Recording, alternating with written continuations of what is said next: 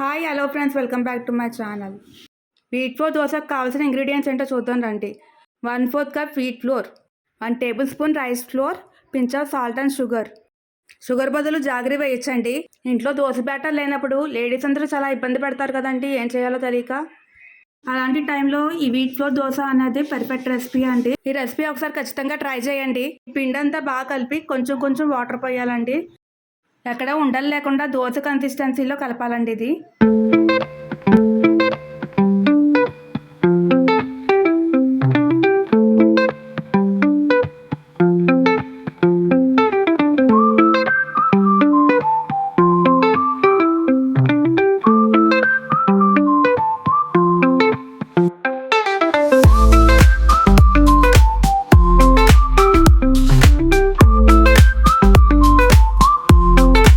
ఈ పిండి అంతా బాగా కలిపేసి పక్కన పెట్టండి ఒక 10 నిమిషాలు.